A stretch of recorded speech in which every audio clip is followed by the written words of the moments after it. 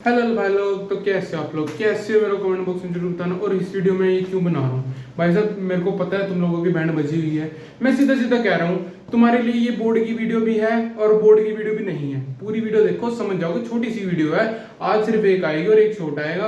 और मैं live stream करने की सोच रहा हूँ रात को। अगर करना चाहते हो तो आ जाना 11 या 12 बजे, आ जाना, देख लेना लाइव पे। नहीं तो आपकी तुम्हारी मर्जी। मैं बस आधा एक घंटा करूंगा, बस उससे ज्यादा नहीं होती मेरे पे, ठीक है। अब मेन बात पे आते हैं भाई।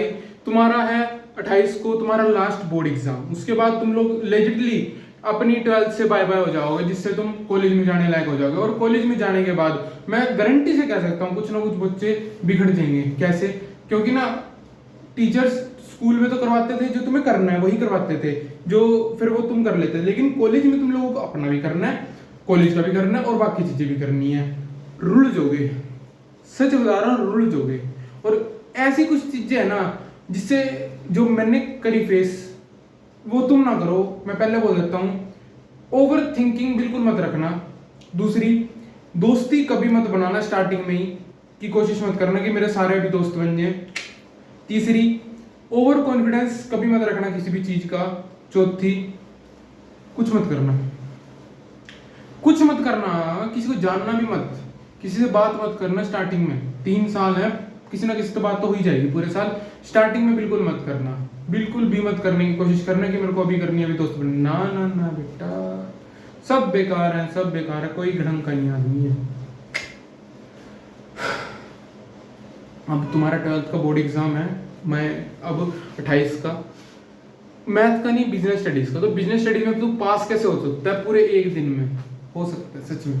स्टार्ट कर, पहले दूसरे तीसरे चैप्टर से 12वां चैप्टर खत्म कर, 11वां चैप्टर खत्म कर, चौथा चैप्टर प्लानिंग खत्म कर, 8वां चैप्टर खत्म कर आज में ही, जो जो कहा है तेरे को।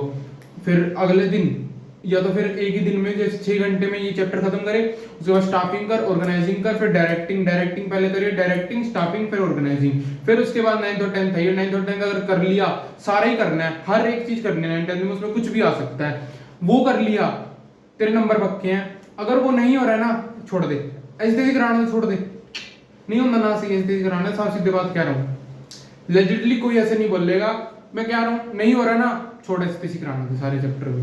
जितना जितना हो रहा है ना 9 और 10 चैप्टर, उतना उतना करके पास समाज, बस आसान है।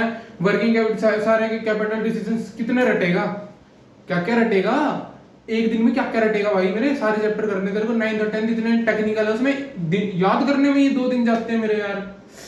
याद करना है उसको 2 दिन जाते हैं सिर्फ 9th और 10th चैप्टर को। और कैपिटल डिसीजन, जो सारे फैक्टर अफेक्टिंग डिसीजंस है, नहीं होता ना सी ऐसे कराना, छोड़ उसने काम कर ले बस।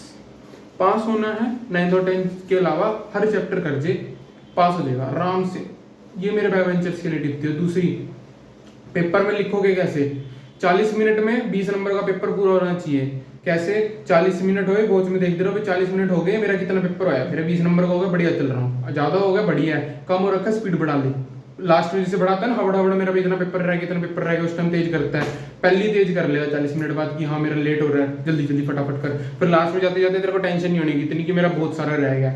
उसके बाद तीसरी, पेपर में अटेम्प्ट कैसे करेगा? सबसे पहले 4 नंबर के, सबसे पहले एमसीक्यू करेगा, फिर 4 नंबर का क्वेश्चन, फिर 6 नंबर के, फिर 3 नंबर के, खत्म।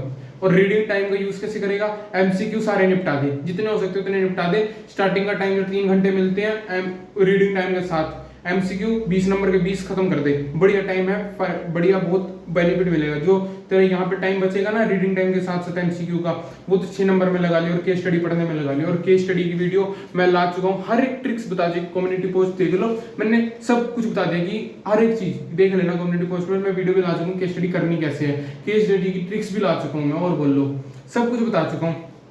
उसके बाद तुम लोगों को पेपर प्रेजेंट कैसे करना है, अगर तुम्हें, मैं एग्जांपल लेके चल रहा हूँ, अगर तुम्हें वर्किंग कैपिटल या किसी और फैक्टर अफेक्टिंग आती है, जैसे कि कोई चीज बढ़ेगी, जैसे कि मैं डिमांड का एग्जांपल ले रहा हूँ, एग्जांपल है ये, है नहीं। जैसे कि डिमांड का ले लिया तुमने, डिमांड बोला, एक्सप्लेन कर दिया सारी चीज, फिर नीचे ना जैसे एग्जाम नीचे लिखते हैं, सिंपल सारा पैराग्राफ लिख दिया ना डिमांड की, जो सारी डेफिनेशन वगैरह सब कुछ, एग्जांपल वगैरह सब दे दिए। उसके बाद ना पैराग्राफ हो गया, उसके नीचे ना छोटे छोटे वर्ड में डिमांड एरो बना के ऊपर, फिर प्राइस नीचे, एग्जांपल एग्जांपल, फिर डिमांड कम को बता दिया और प्राइस बढ़ा के, ऐसे सिंपल एरो।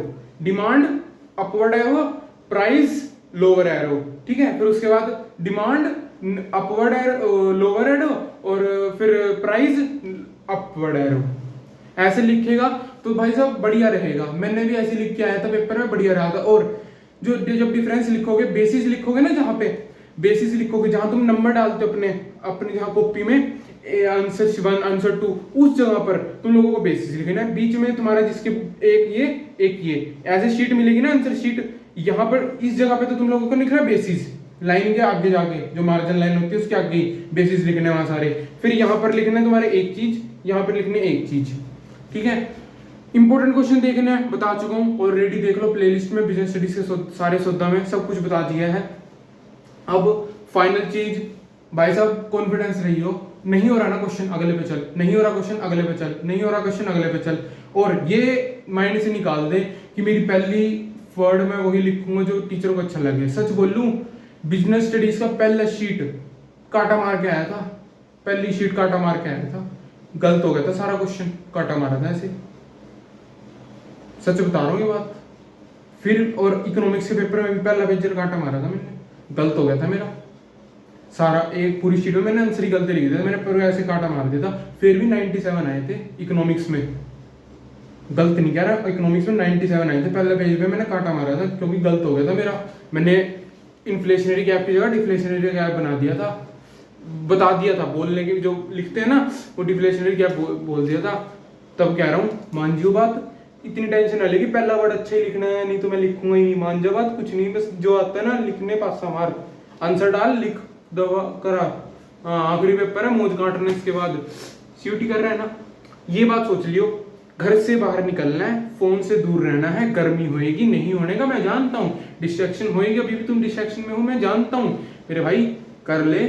कोई और बात है बता, लाइव आऊंगा 11 बजे, मेरे को बताना थोड़ी बहुत ही बातें, ठीक है। 11 या 12 बजे या जब भी टाइम लगेगा, 1 घंटे आधे घंटे के लिए लाइव आऊंगा, 11 से 1 बजे के बीच बीच में लाइव आऊंगा। फोन तुम देख लेना क्या करना है, क्योंकि तुम्हारा कल का भी दिन अभी, तभी मैं 1 दिन पहले आ रहा हूँ, मैं 1 दिन पहले तुम पे रश नहीं करना बिल्कुल भी, आ जाना, कोई बात हो बताना, नहीं तो राधे राधे जय श्री राम। बस सब आज एक ही वीडियो आएगी, मैं थोड़ा सा काम था यार मेरा, नहीं हो रहा। और अष्टमी हार्दिक शुभकामनाएं, और सब जिस चीज के व्रत रखा था जिस चीज ने बताना मेरे को कमेंट में, ठीक है, राधे राधे।